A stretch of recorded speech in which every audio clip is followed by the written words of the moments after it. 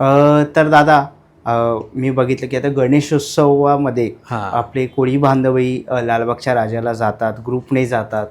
तर त्याच्यामागचं तू काय बोलशील किंवा तुम्ही कसे जातात? कसं राजाला तुम्ही नवस देतात? आता जर बघितलं गेलं की लालबागचा राजा हा गणपती हा मूळ कोळीनींच्या नवसातून फिश मार्केटला म्हणजे मच्छी मार्केटला त्या ठिकाणी बसवण्यात आला.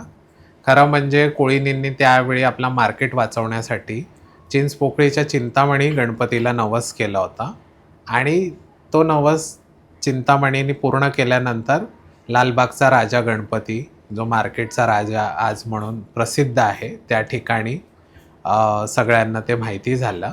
आणि काय आहे, की पूर्वीपासून आमचे कोळी लोकं जात होते. पण कसं होतं, की पूर्वी काही ठराविक कोळी लोकं आपले आपले कुटुंब घेऊन किंवा त्या ठिकाणी मार्केटमध्ये जे जे मच्छी विकणाऱ्या महिला आहेत, त्यांचे कुटुंब त्या ठिकाणी हळदी-कुंकूचा वगैरे कार्यक्रम करायचे. पण गेल्या 2016 पासून मी या ठिकाणी ठरवलं, की नाही आपण कलेक्टिव्हली गेलं पाहिजे. कारण मुंबई ही जर कोळ्यांची आहे आणि कोळ्यांचा आराध्य दैवत हा गणपती बाप्पा जर कोळ्यांच्या नवसातून पाहून त्या ठिकाणी आज जगप्रसिद्ध झालेला आहे, तर कोळी समाजाच्या लोकांना त्या ठिकाणी दर्शनाचा मान हा मिळायलाच पाहिजे.